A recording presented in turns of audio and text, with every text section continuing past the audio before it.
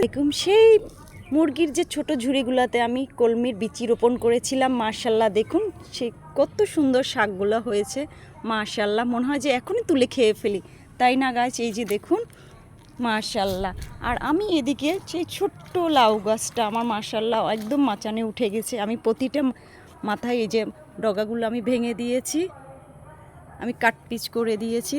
তো মাশাল্লাহ দেখুন আমার শাকগুলোও বড় হয়ে গেছে এবং লতা বেয়ে বেয়ে মাচানে উঠে গেছে। এই যে ফুলও আসা শুরু করে দিয়েছে। মাশাল্লাহ সবাই আমার ছোট্ট ছাদ বাগানের জন্য দোয়া করবেন। এই যে দেখুন এদিকে একটা লাউয়ের কড়াও ধরেছে, সবাই দোয়া করবেন আমার ছোট্ট ছাদ বাগানের জন্য। এই যে মাশাল্লাহ একদম মাচানে কিন্তু উঠে গেছে, আমি আরও মাচান দিব। তো গাইস আমার ছোট্ট ছাদ বাগানের জন্য সবাই দোয়া করবেন। এই যে দেখুন আমি কিছুদিন আগে দুন্দুলের একটি চারা এনে লাগিয়েছিলাম। এই যে দেখুন মাশাল্লাহ তাতে কড়াও চলে আসছে, অনেকগুলো ফুলও চলে আসছে। এই যে আমার সেই চিম গাছের বিচি রোপণ করছিলাম সেটাও উঠে গেছে।